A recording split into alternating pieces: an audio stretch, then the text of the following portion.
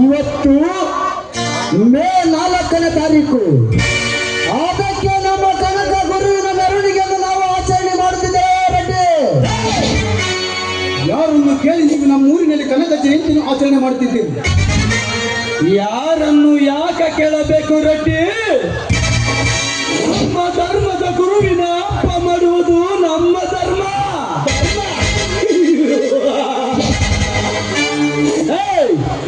ನಿನ್ನ ಧರ್ಮದಾಗಿ ನಡೆಯುವುದಕ್ಕೆ ನಾನು ಬಿಡುವುದಿಲ್ಲ.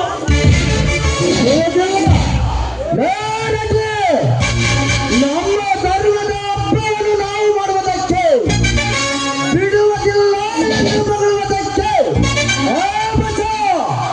ನೀನ್ಯಾವನೇ ಕತ್ತಲ ಮಗನೇ ಎಲ್ಲವೇ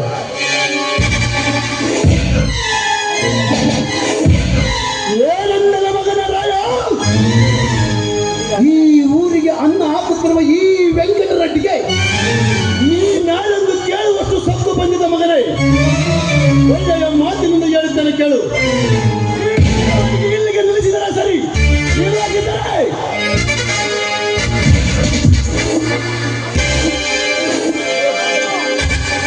ನಾನು ಹೇಳುತ್ತೇನೆ ಕೇಳಿ. ಇಲ್ಲಿಗೆ ಈ ಮೆರವಣಿಗೆ ನಿಲ್ಲಿಸಿಬಿಡಿ.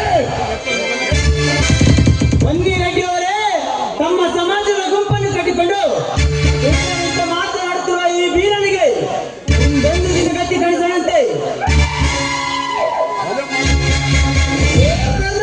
ಪ್ರಶಾಂತ,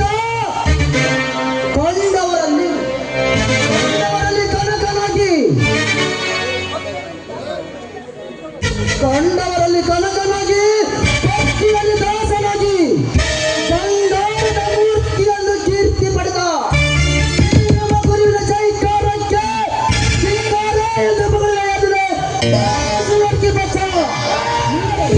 ತಾಕತ್ತಿದ್ದರೆ ಒಂದು ಕೂದಲು ನಡೆಸಲು ನೋಡದ ಬಚ್ಚ.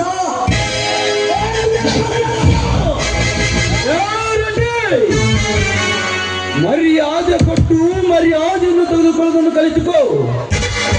ನೀನು ಒಬ್ಬನನ್ನು ಎದುರಾಕಿಕೊಂಡರೆ ಉಳಿಯಬಹುದು, ಆದರೆ ಒಂದು ಸಮಾಜವನ್ನು ಎದುರಾಕಿಕೊಂಡರೆ, ಅದರಲ್ಲಿ ಈ ಕುರುಬ ಸಮಾಜವನ್ನು ಎದುರಾಕಿಕೊಂಡರೆ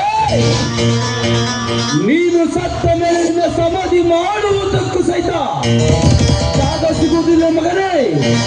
ಇದನ್ನು ಮಾತ್ರ ಮರೆಬೇಡ.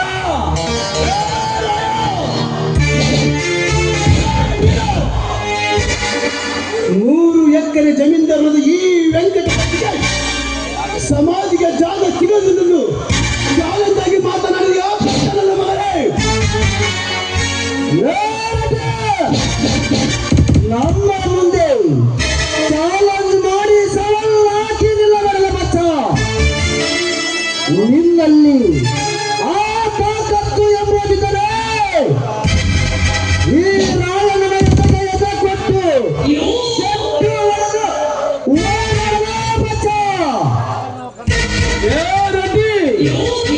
ಒಳ್ಳೆಯ ಮಾತಿನಿಂದ ಜನರ ಕೈಯಲ್ಲಿ ಚಪ್ಪಲಿ ಕಲ್ಲು ಬರಕಿನ ಮುಂಚೆ ಇದಕ್ಕೆ ಅಡ್ಡಿ ಮಾಡದೆ ಮರ್ಯಾದೆಯಿಂದ ಹೊರಟು ಹೋಗು. ಇಲ್ಲದಿದ್ದರೆ ರೊಚ್ಚಿಗೆದ್ದ ಜನ ನಿನ್ನನ್ನು ಕೊಚ್ಚಾಕದು ಬಿಡಲಾರರು. ಅಡ್ಡಿ ಹಾಕದೆ ಬಿಡಲಾರರು.